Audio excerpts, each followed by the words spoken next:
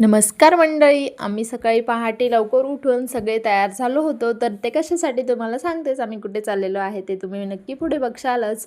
तर इथे मुलांची गडबड चालू होती. मला इथे बसायचं, मला तिथे बसायचं. तर फायनली सगळे बसलेले आहेत आणि आमचा प्रवास सुरू झाला होता.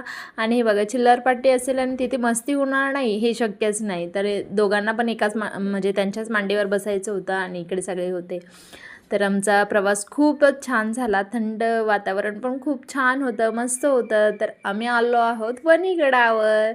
तर हे आहे महाराष्ट्रातील 3.5 शक्तिपीठांपैकी अर्धशक्तिपीठ सप्तशृंगी माता वणीगड.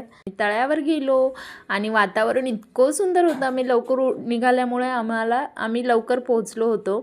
तर वातावरण खूपच सुंदर होतं. तिथे हातपाय धुतले तळ्यावरती आणि पुढे आम्ही दर्शनासाठी निघालो होतो.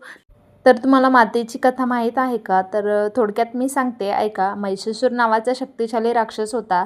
त्याने स्वर्गात हाहाकार माजवला होता. सर्व देवता त्याचा पराभव करण्यास असमर्थ ठरले होते. तेव्हा सर्व देवांच्या तेजातून आदिशक्ती प्रकट झाली. देवीने 18 हातांमध्ये विविध देवांची शस्त्रे धारण केली होती आणि महिषासुराशी तीव्र युद्ध केले होते. याच गडावर देवीने महिषासुराचा वध केला आणि पृथ्वीला त्याच्या त्रासातून मुक्त केले. या युद्धानंतर देवीने विश्रांती व तपश्चर्येसाठी सह्याद्रीच्या 7 शिखरांनी वेढलेल्या या डोंगराची निवड केली. 7 शिखरांवर म्हणजे शृंग, 7 शिखरांवर वास करत असल्यामुळे देवीला सप्तशृंगी माता असे नाव पडले. तर ही होती सप्तशृंगी मातेची कथा. तर सप्तशृंगी पीठाला अर्धशक्तिपीठ का म्हणतात हे मी तुम्हाला नेक्स्ट व्हिडिओमध्ये टाकेल. तर पार्ट 2 बघायला विसरू नका. आत्तासाठी एवढंच. आणि तुम्हाला आवडला असेल व्हिडिओ तर लाईक, शेअर अँड सबस्क्राईब.